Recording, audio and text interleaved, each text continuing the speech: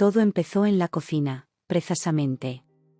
Carlos estaba apoyado contra la encimera, brazos cruzados, mirándome con esa expresión que había aprendido a temer durante los últimos meses. Fue entonces cuando soltó la bomba. «Mira, Elena», empezó con voz tranquila, demasiado tranquila. «Esto es muy sencillo. Tú te quedas con el niño, yo me quedo con la casa». Por un momento pensé que había oído mal. La taza de café se me resbaló de las manos, estrellándose contra el suelo de la cocina. Los trozos de cerámica brillaban como pequeños diamantes entre el líquido oscuro. Pablo, nuestro hijo de 7 años, estaba en el colegio. Menos mal. ¿Perdona? Mi voz sonó extraña, como si viniera de muy lejos. Su madre, siempre presente como una sombra tóxica, rió desde el salón. Tiene razón, cariño. Al menos la casa no da problemas. Dolores. Así se llamaba mi suegra. Un nombre apropiado, pensé mientras la rabia comenzaba a hervir en mi estómago. Durante 8 años había aguantado sus comentarios, sus miradas despectivas, la forma en que siempre encontraba algo malo en todo lo que hacía. Pero esto era diferente. Estaban hablando de mi hijo como si fuera un mueble más del piso. Carlos ni siquiera parpadeó ante mi shock. Simplemente sacó su móvil y empezó a revisar mensajes, como si acabara de comentar el tiempo.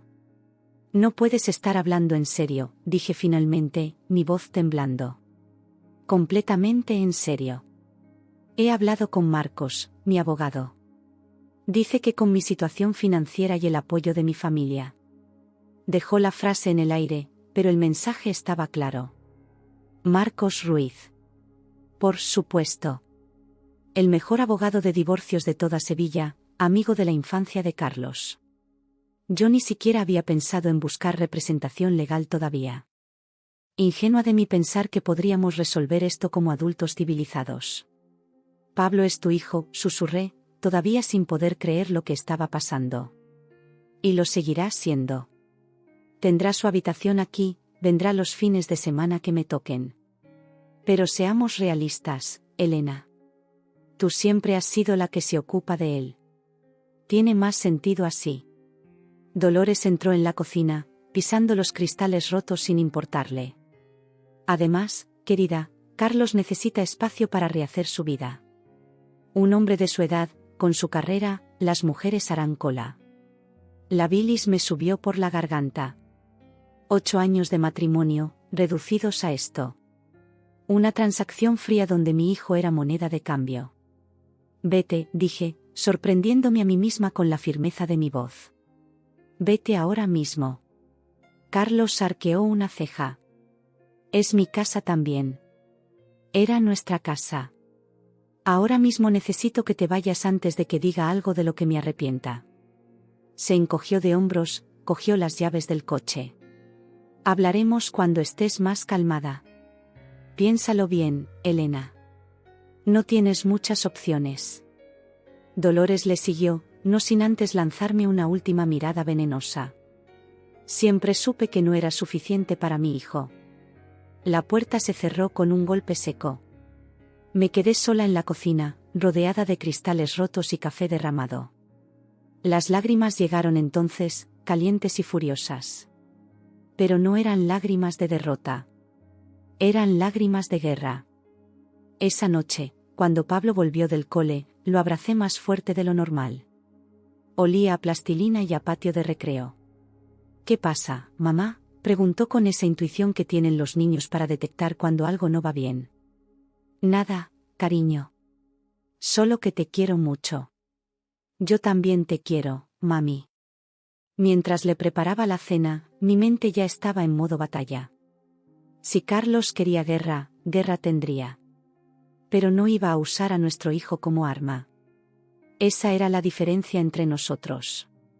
Busqué en Google «Abogados Custodia Sevilla» y empecé a hacer llamadas. La tercera fue la buena. Carmen Montero, especializada en casos de custodia conflictiva. Su voz era cálida pero firme. «¿Puede venir mañana a primera hora?», preguntó después de escuchar mi historia. «Allí estaré». Esa noche, mientras Pablo dormía, me senté en su habitación observándolo. Su respiración tranquila, el osito de peluche abrazado contra su pecho. En la pared, los dibujos que había hecho en el cole, nuestra familia, los tres juntos, sonriendo bajo un sol amarillo enorme. No sabía entonces que esos dibujos pronto cambiarían. Que en futuros dibujos faltaría una figura. Pero lo que sí sabía era que lucharía con uñas y dientes para que ese niño siguiera sonriendo, para que su mundo no se derrumbara por culpa de adultos que habían olvidado cómo amar. Mi móvil vibró. Un mensaje de Carlos: no hagas esto más difícil de lo necesario. Lo borré sin responder. Al día siguiente empezaría la batalla de mi vida. Y no pensaba perder. Los primeros meses después de la separación fueron como vivir en una montaña rusa emocional. Pablo y yo nos mudamos a un piso más pequeño en Triana, lejos del barrio pijo donde vivíamos antes.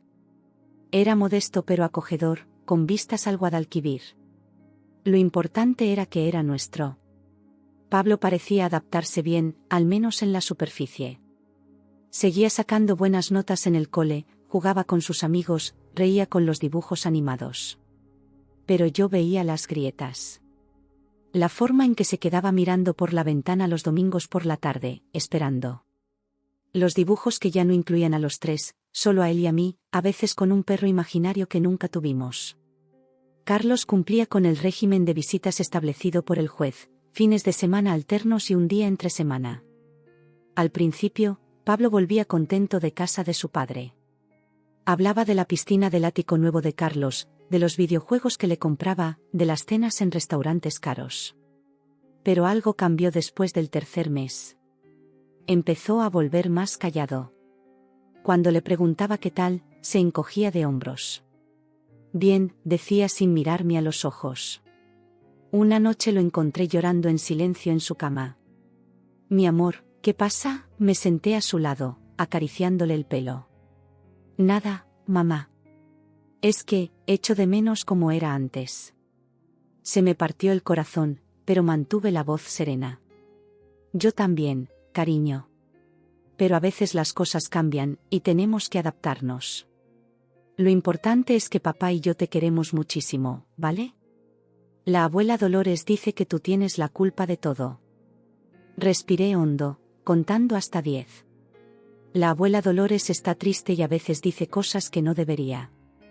Pero eso no es verdad, Pablo. A veces los adultos simplemente se separan. No es culpa de nadie. ¿Ni mía? Por supuesto que no. Tú no tienes ninguna culpa, mi amor. Nunca, nunca lo pienses. Lo abracé fuerte y pareció calmarse. Pero la semilla de la duda ya estaba plantada. Carlos, o más probablemente su madre, estaban jugando sucio. Las cosas empeoraron cuando empecé a recibir mensajes extraños. Primero fueron correos electrónicos. Deberías cuidarte más, Elena. Pablo necesita una madre estable. Luego mensajes de WhatsApp desde números desconocidos. ¿Seguro que puedes mantener a tu hijo con ese trabajo? Trabajaba como diseñadora gráfica freelance. No ganaba millones como Carlos con su empresa de importación, pero nos alcanzaba. Podía trabajar desde casa, estar con Pablo cuando lo necesitaba. Era perfecto para nuestra situación. Una tarde, mientras preparaba la merienda, sonó mi móvil. Era el número de Pablo. Hola, cariño, ¿todo bien? Mamá dice papá que si quiero puedo vivir con él. Tiene una habitación más grande y una Play nueva. La voz no sonaba como la de Pablo. Era su voz, sí, pero las palabras no eran suyas. ¿Dónde estás, Pablo? En casa de papá. Es miércoles, ¿recuerdas? Claro que lo recordaba. Pero algo no cuadraba. Pásamelo a papá un momento. No, está. Está en una reunión en el despacho. La abuela me está cuidando. Por supuesto. Dolores. La muy. Vale, mi amor. Hablamos cuando llegues a casa, ¿vale? Te quiero.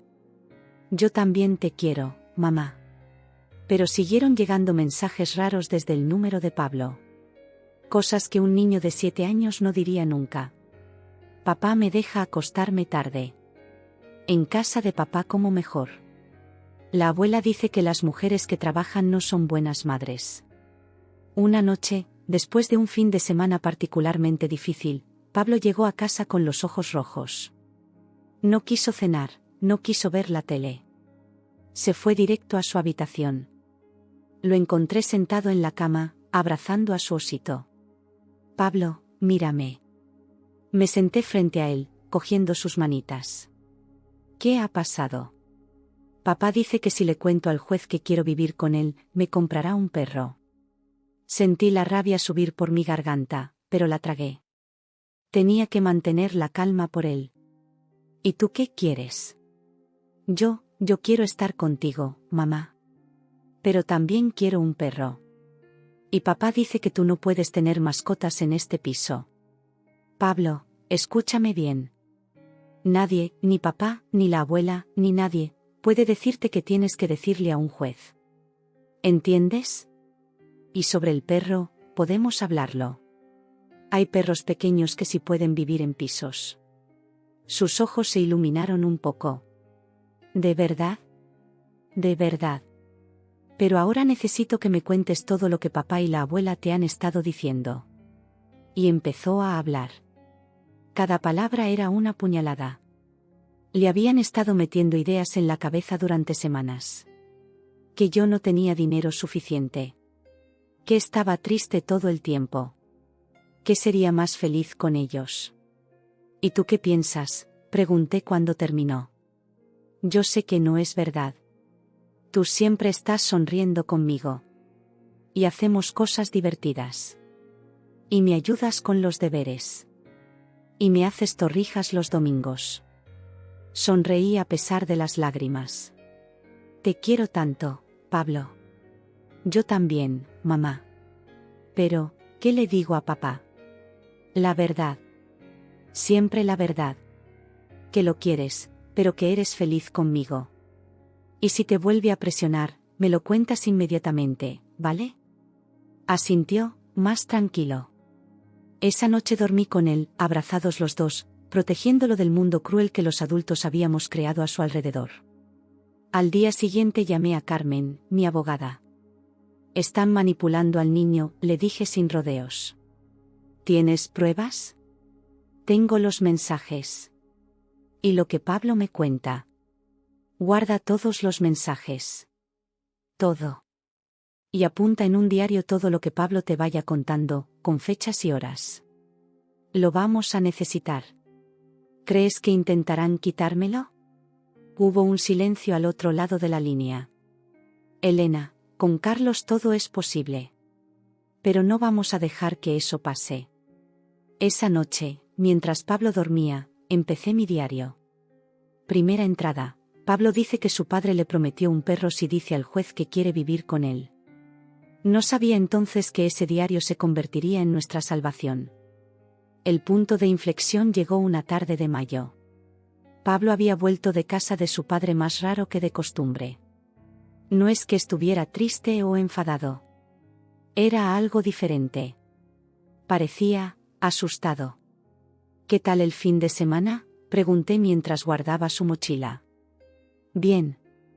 La respuesta automática de siempre, pero esta vez evitó mi mirada de una forma que me puso en alerta. Durante la cena apenas probó bocado.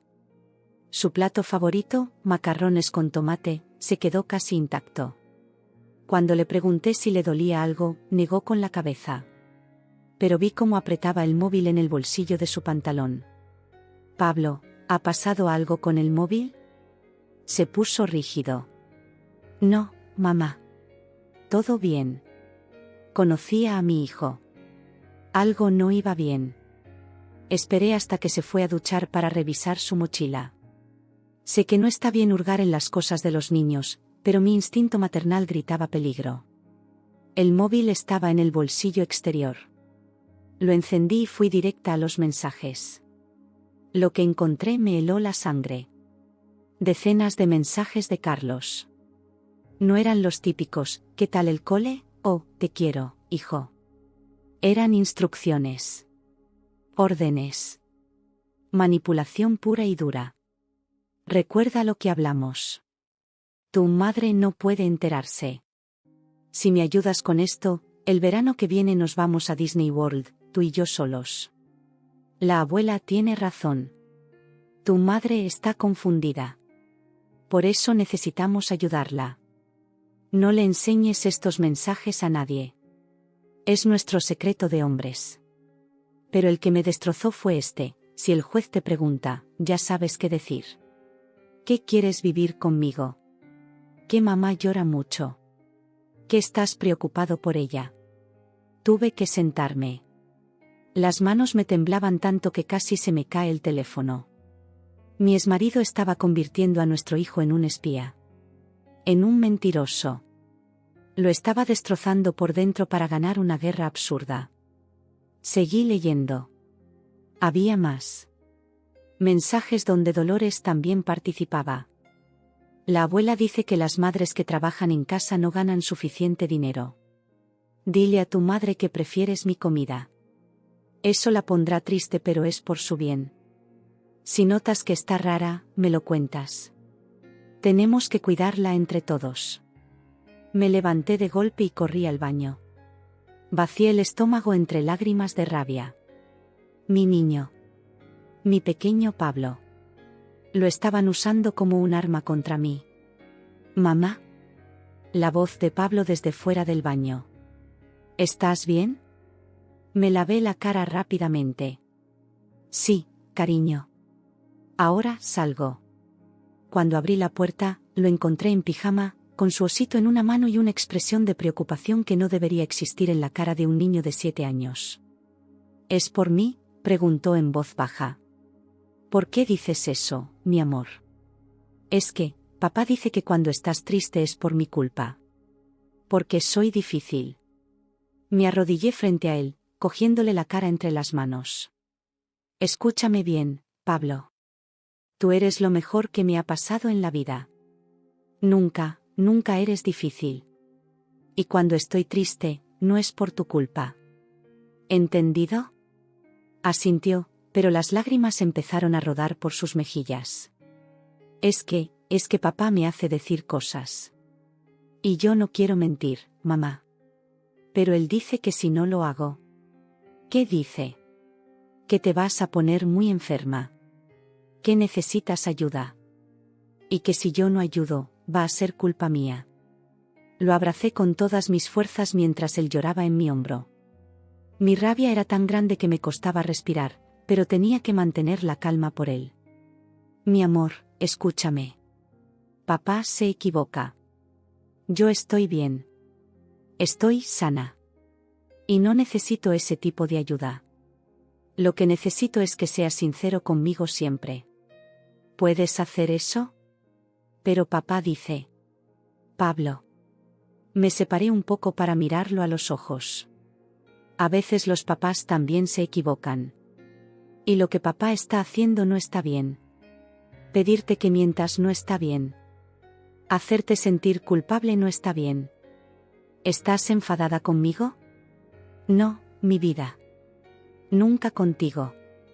Pero necesito que me enseñes todos los mensajes que papá te manda. ¿Puedes hacer eso? Fue a su mochila y sacó el móvil con manos temblorosas. Hay más, susurró. Nos sentamos en el sofá y fuimos revisando todo juntos. Con cada mensaje, Pablo me explicaba el contexto. Cuando lo había recibido, qué estaba haciendo, cómo se había sentido. Era desgarrador. Mamá, hay algo más. Su voz era apenas un susurro. La abuela me hace escribir cosas. ¿Qué tipo de cosas? Mensajes para ti. Desde mi móvil. Pero no soy yo quien los escribe. Es ella. Me dice qué poner. Ahí estaba. El misterio de los mensajes extraños resuelto. Dolores había estado usando a Pablo como marioneta para atormentarme. ¿Y si no quieres hacerlo? Se enfada mucho. Dice que soy un malagradecido. Que papá hace mucho por mí y yo no lo valoro. Una vez. Se calló. ¿Qué pasó, Pablo? Me dejó solo en mi cuarto toda la tarde. Sin merendar. Dijo que los niños desobedientes no comen. Tuve que hacer un esfuerzo sobrehumano para no coger el coche e ir a casa de esa bruja. En lugar de eso, respiré hondo. Pablo, lo que la abuela hizo está muy mal. Los adultos no pueden castigar a los niños así. Y lo que papá está haciendo también está mal. ¿Qué vamos a hacer? Primero, vamos a hablar con Carmen, mi abogada. Le vamos a enseñar todos estos mensajes. Y ella nos va a ayudar. ¿Me van a reñir? No, mi amor. Tú no has hecho nada malo. Al contrario, has sido muy valiente contándome todo esto. Esa noche Pablo durmió en mi cama. Necesitaba sentirse seguro, y yo necesitaba protegerlo. Mientras él dormía, hice capturas de pantalla de todos los mensajes. Cada uno. Los organicé por fechas. Escribí todo lo que Pablo me había contado en mi diario.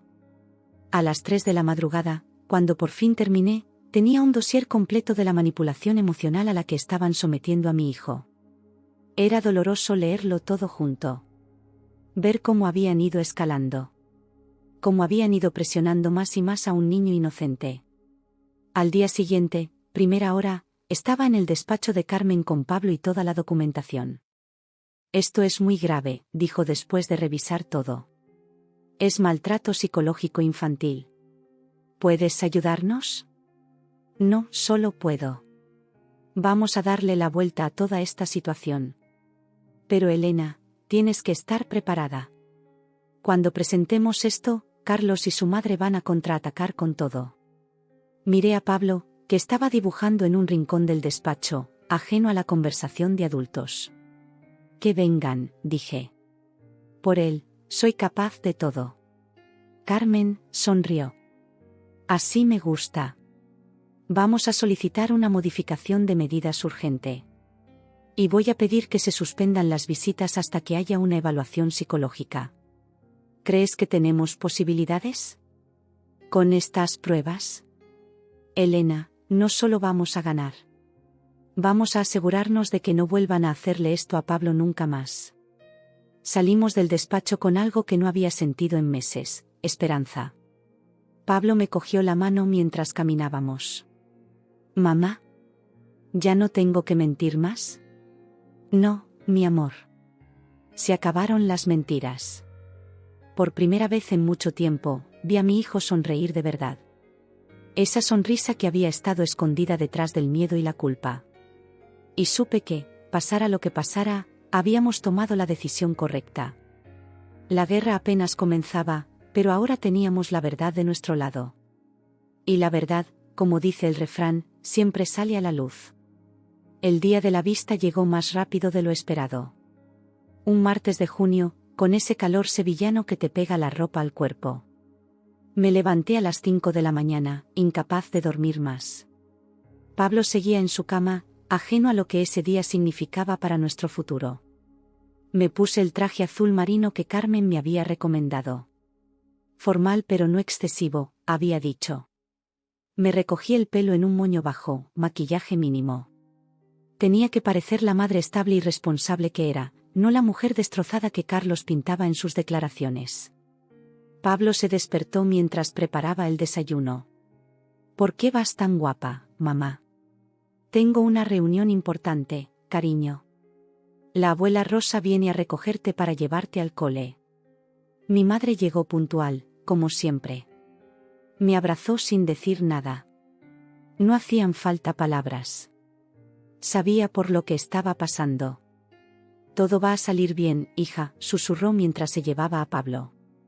El juzgado de familia estaba en pleno centro, cerca de la catedral. Llegué media hora antes, como me había indicado Carmen. Ella ya estaba esperándome en la entrada, carpeta en mano, expresión serena. ¿Cómo estás? Muerta de miedo, admití. Es normal. Pero recuerda todo lo que hemos preparado. Tenemos las pruebas. Tenemos la verdad. Y sobre todo, tenemos claro qué es lo mejor para Pablo. Entramos juntas. Los pasillos olían a papel viejo y tensión. Otras parejas esperaban su turno, cada una con su drama particular. Me pregunté cuántos niños estarían sufriendo en silencio mientras los adultos batallábamos. Carlos llegó 10 minutos tarde, como siempre. Iba con su traje de Armani, el que usaba para las reuniones importantes. Dolores lo acompañaba, vestida de negro como si fuera a un funeral. Marcos, su abogado, lo seguía con paso decidido. Nuestras miradas se cruzaron un segundo. Vi algo en sus ojos que no esperaba, nerviosismo. Carlos, el hombre que siempre tenía todo bajo control, estaba nervioso. No los mires, me susurró Carmen. Concéntrate en lo que vamos a hacer. La sala era más pequeña de lo que imaginaba. El juez, un hombre de unos 60 años con gafas de media luna, revisaba papeles. La psicóloga judicial estaba sentada a un lado. Era ella quien había evaluado a Pablo las semanas anteriores. Buenos días, empezó el juez. Estamos aquí por la solicitud de modificación de medidas presentada por doña Elena Ruiz. Carmen se levantó. Señoría, mi representada solicita la suspensión cautelar del régimen de visitas debido a indicios graves de manipulación psicológica del menor. Protesto, interrumpió Marcos. Son acusaciones infundadas de una madre despechada. Tendrán ambas partes oportunidad de exponer sus argumentos, cortó el juez. Señora Montero, proceda.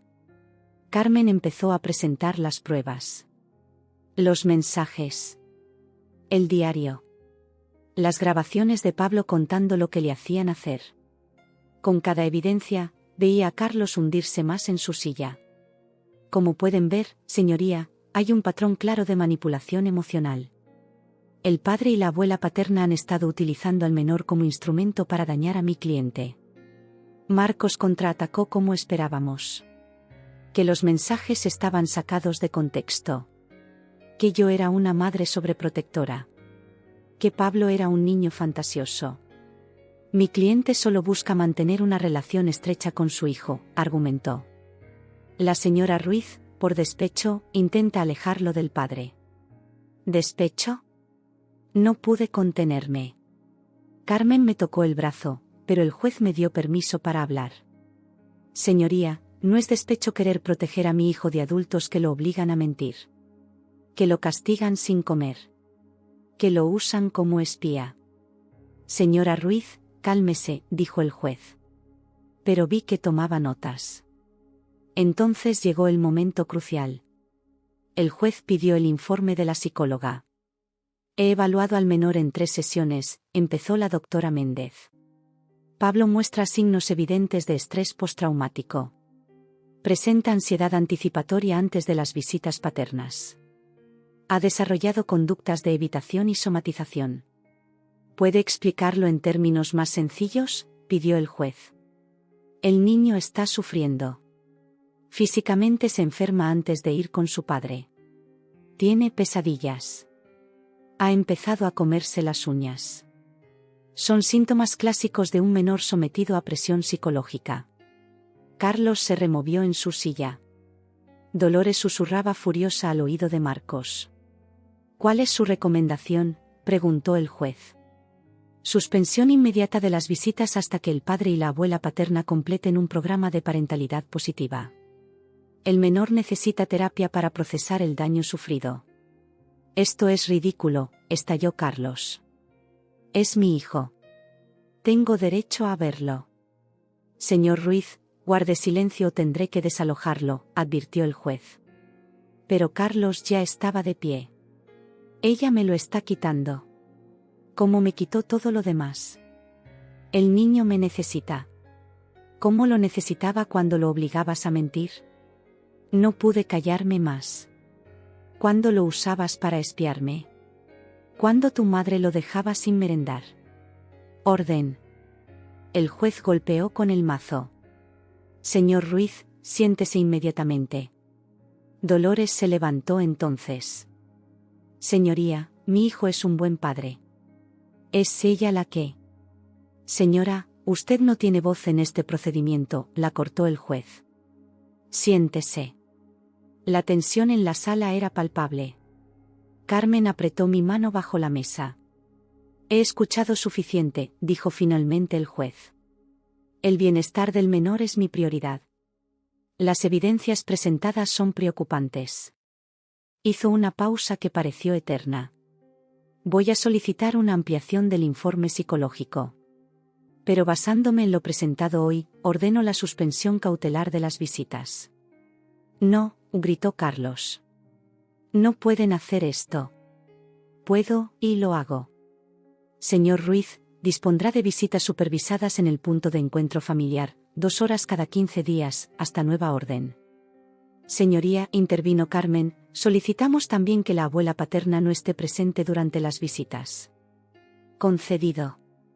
La señora Dolores Ruiz no podrá tener contacto con el menor sin supervisión profesional. Dolores se puso pálida. Carlos parecía a punto de explotar. Esto no quedará así, masculló mirándome. Te arrepentirás. Señor Ruiz, está advertido. Una amenaza más y ordenaré una orden de alejamiento, sentenció el juez. Salimos de la sala en silencio. Una vez fuera, las piernas me fallaron. Carmen me sujetó. Lo hemos conseguido, Elena. El primer paso. ¿Y ahora? Ahora protegemos a Pablo. Y preparamos la siguiente fase. Esto no ha terminado. Mientras salíamos del juzgado, vi a Carlos y su madre discutiendo acaloradamente con Marcos. Por primera vez en meses, sentí que podía respirar. Llamé a mi madre. ¿Cómo ha ido?, preguntó ansiosa. Hemos ganado la primera batalla, mamá. ¿Y Pablo? Ahora empieza a sanar. Los dos empezamos a sanar. Esa tarde, cuando recogí a Pablo del cole, lo llevé al parque del Alamillo. Necesitábamos aire fresco, espacio, libertad. ¿Qué ha pasado en tu reunión importante?, preguntó mientras columpiaba. He hablado con un juez sobre papá y tú. Sobre las visitas.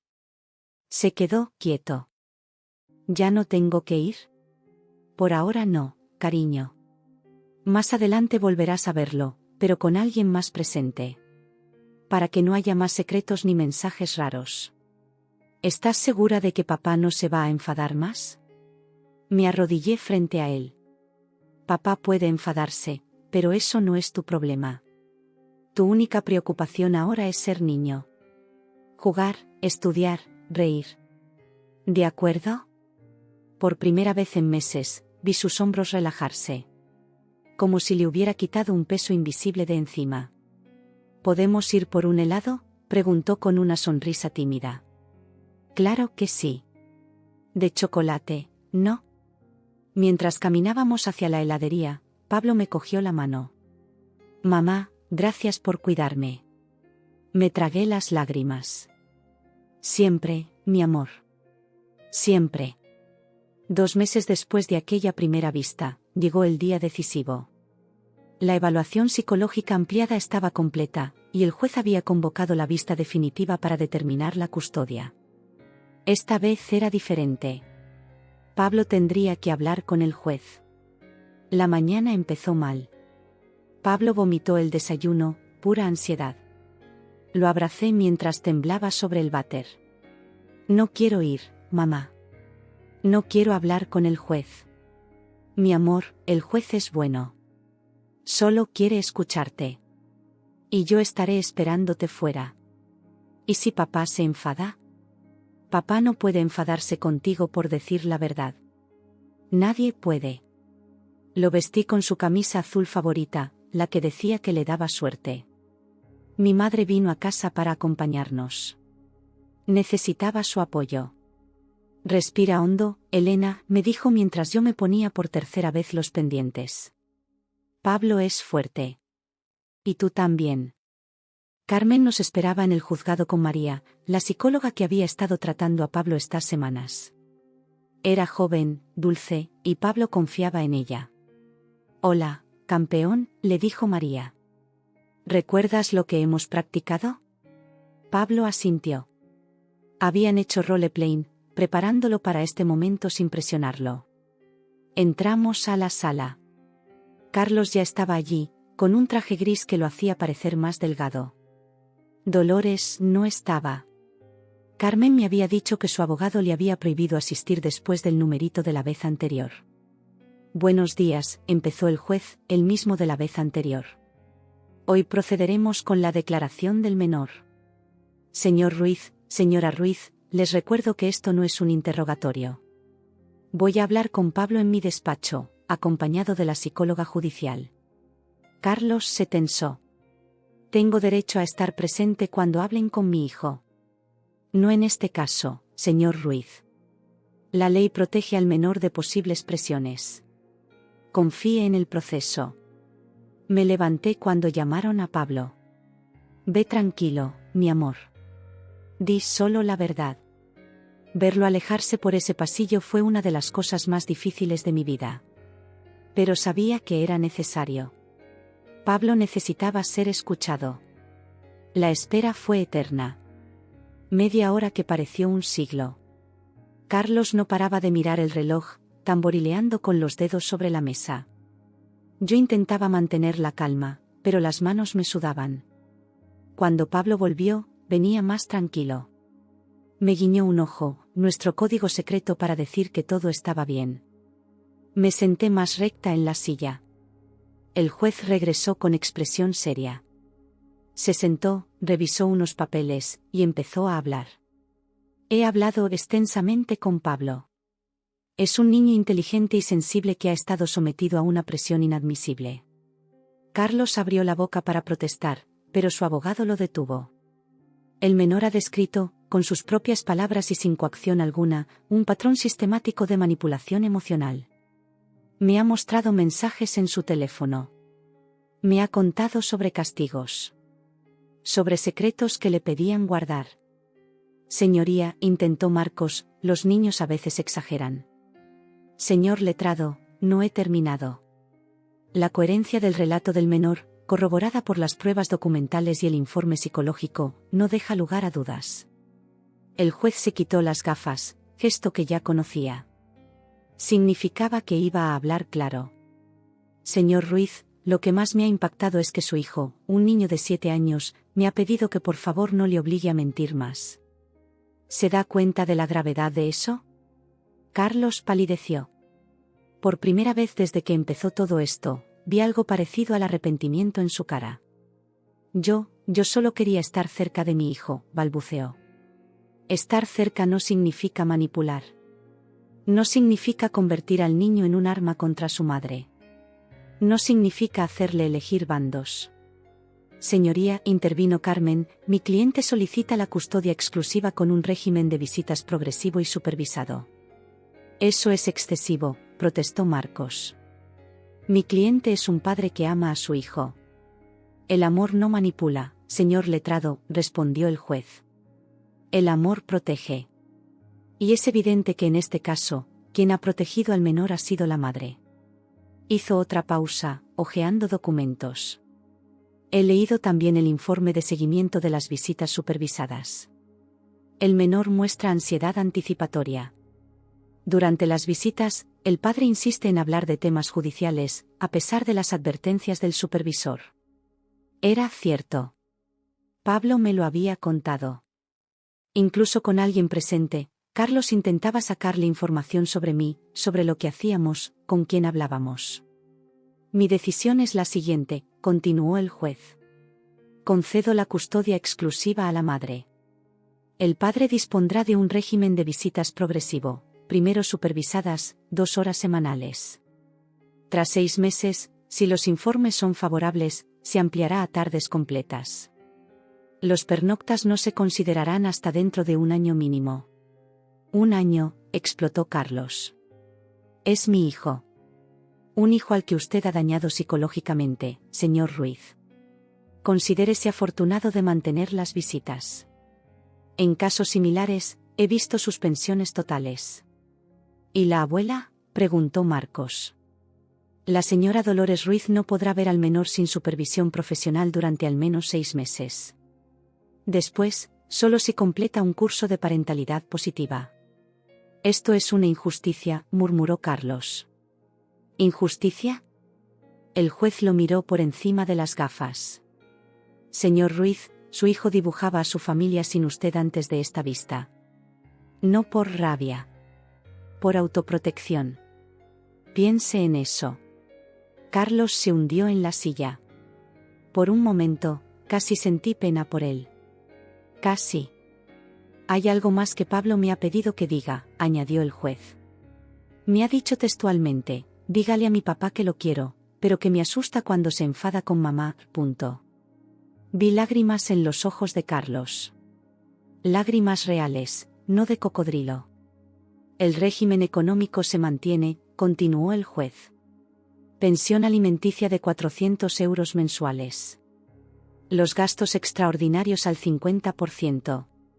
Mi cliente acepta, dijo Carmen rápidamente. El juez se levantó.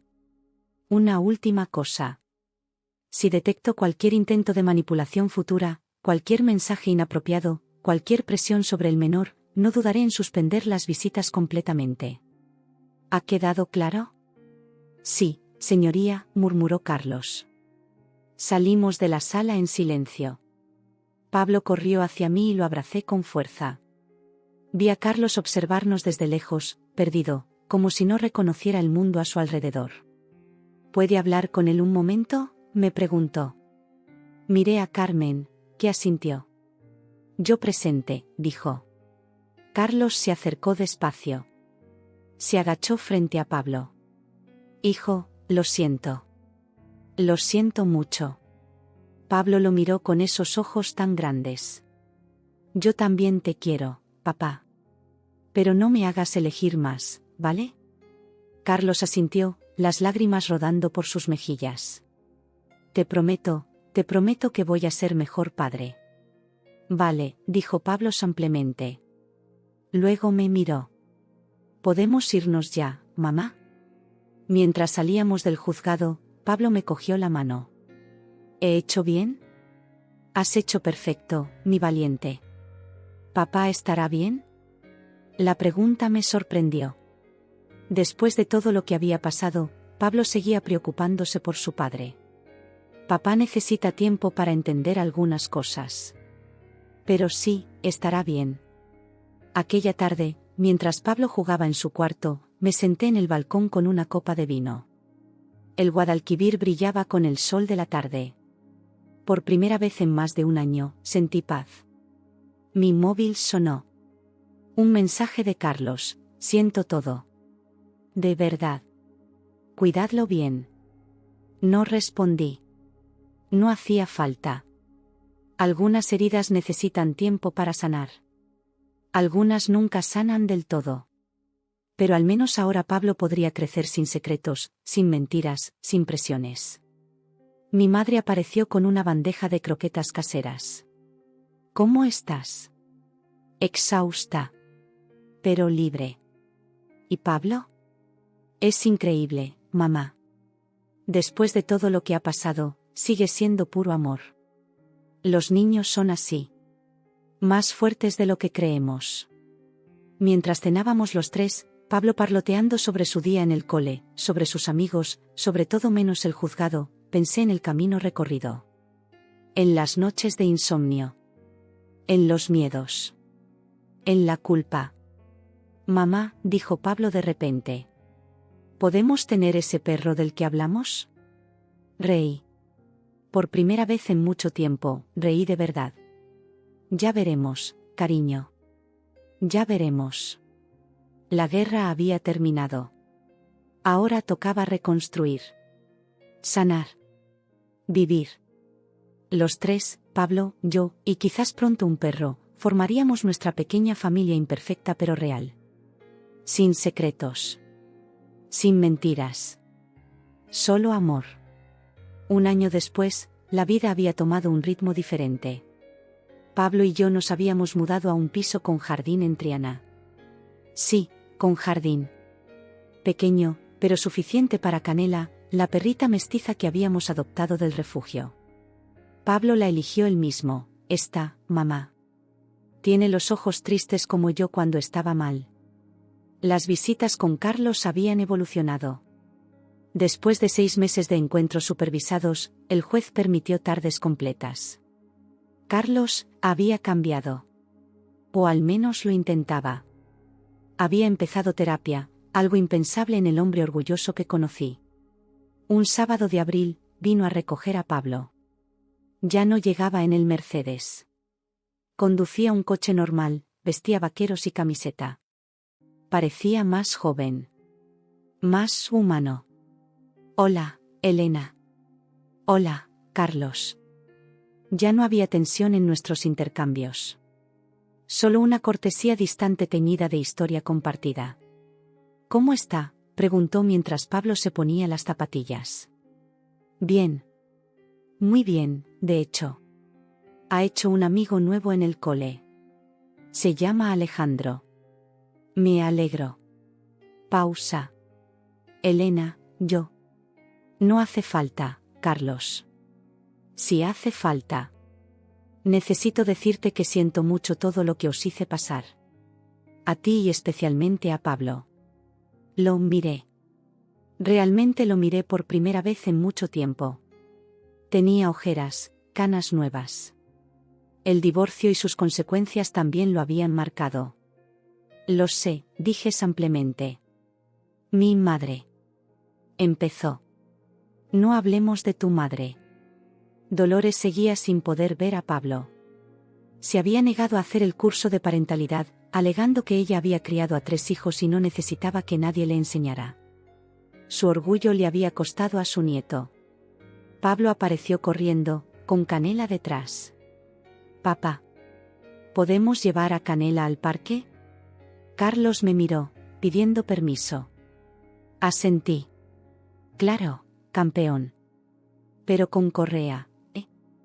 Mientras se alejaban, Pablo charlando animadamente y Carlos escuchándolo de verdad, no pude evitar sonreír. Habíamos recorrido un largo camino.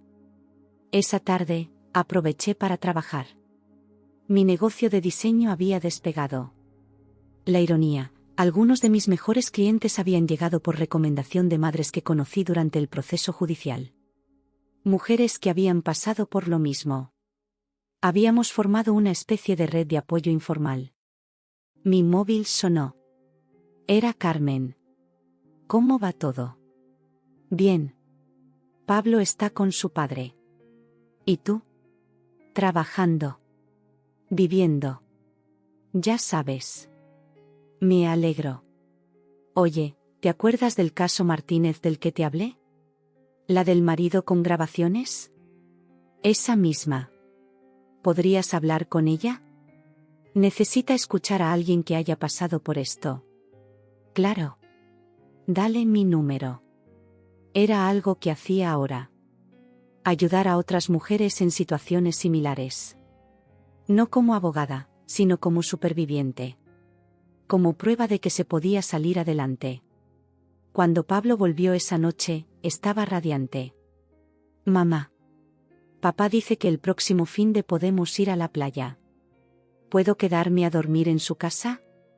El momento había llegado. El juez había autorizado las pernoctas hacía un mes, pero habíamos ido despacio. ¿Tú quieres? Sí. Papá tiene una litera nueva. Y dice que podemos hacer palomitas y ver pelis. Entonces sí, cariño. Esa noche, mientras cenábamos tortilla francesa, su plato favorito cuando quería algo ligero, Pablo me sorprendió. Mamá, sé que papá y tú os separasteis por cosas de mayores. Así es, cielo. Y sé que papá hizo cosas mal. Y la abuela también. Me quedé quieta. No solíamos hablar de aquello directamente. Pero ahora papá está mejor. Y yo estoy mejor. Y tú estás mejor. ¿Verdad? ¿Verdad? Entonces salió bien. La lógica aplastante de un niño de 8 años. Le revolví el pelo. Eres muy sabio, ¿sabes? María dice que soy resiliente. Pronunció la palabra con cuidado, orgulloso de su nuevo vocabulario.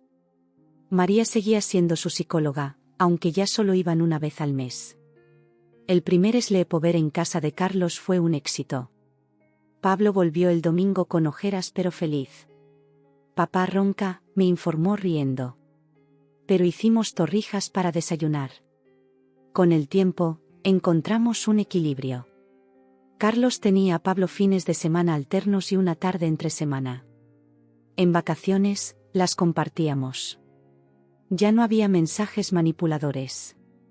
No había secretos. Solo dos padres imperfectos intentando hacer lo mejor para su hijo. La gota que colmó el vaso llegó un día de junio. Fiesta del colegio. Los padres estaban invitados. Pablo nos pidió a ambos que fuéramos. ¿Podéis portaros bien?, preguntó con esa seriedad que solo los niños pueden tener. Como adultos civilizados, prometió Carlos. Sin dramas, aseguré yo. Y así fue. Incluso conseguimos sentarnos juntos mientras Pablo actuaba en la obra del colegio. Era el árbol número 3. El árbol más entusiasta que he visto nunca. Lo hace bien, susurró Carlos. Es un crack, concordé. Cuando la obra terminó y Pablo corrió hacia nosotros, nos abrazó a los dos a la vez. Vi a otras madres mirarnos, algunas con envidia, otras con curiosidad. Sí, éramos esos padres. Los que habían pasado por el infierno y habían encontrado la manera de coexistir. En la merienda del cole, mientras Pablo jugaba con sus amigos, Carlos y yo nos quedamos en una esquina del patio. Gracias, dijo de repente. ¿Por qué? Por no rendirte. Por luchar por él. Por perdonar, aunque no lo merezca. No lo hice por ti.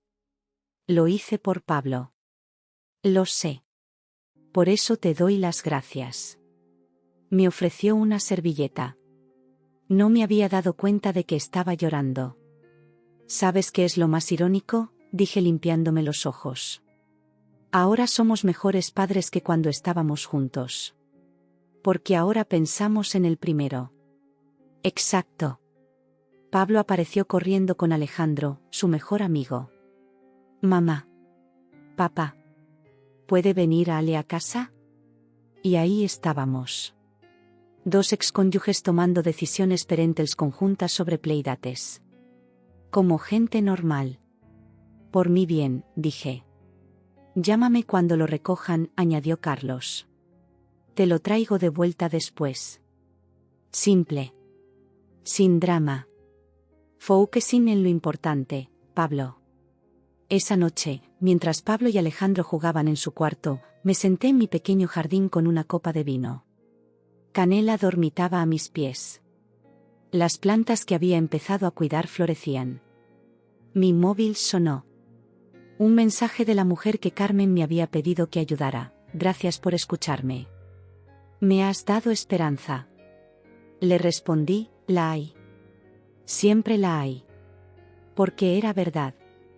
Después de todo lo vivido, después de las batallas legales, las lágrimas, los miedos, habíamos encontrado paz. No la familia perfecta de los cuentos, sino algo mejor, una familia real, con cicatrices pero funcional. Pablo salió al jardín en pijama. Mamá, ¿me lees un cuento? Claro, mi amor. Mientras subíamos las escaleras, me cogió la mano. Mamá. Me gusta nuestra vida ahora. Sí. ¿Por qué? Porque todos estamos tranquilos. Tú sonríes más. Papá no está enfadado. Y tenemos a Canela. Y no hay más secretos. Eso es lo mejor. Lo arropé en la cama, le leí su cuento favorito, por 100ª vez, y lo besé en la frente. Te quiero, mamá. Y yo a ti. Hasta el infinito. Y más allá, completó riendo. Bajé las escaleras despacio. En la pared, había colgado los nuevos dibujos de Pablo. Familias sonrientes, árboles verdes, soles amarillos. Y sí, ahora aparecíamos los tres, pero en papeles diferentes. Mamá con la casa y el perro. Papá con su casa nueva. Pablo en medio, con una sonrisa enorme, uniendo ambos mundos con sus brazos extendidos. No era el final feliz que había imaginado el día de mi boda. Era mejor. Era real. Era nuestro. Y no lo cambiaría por nada.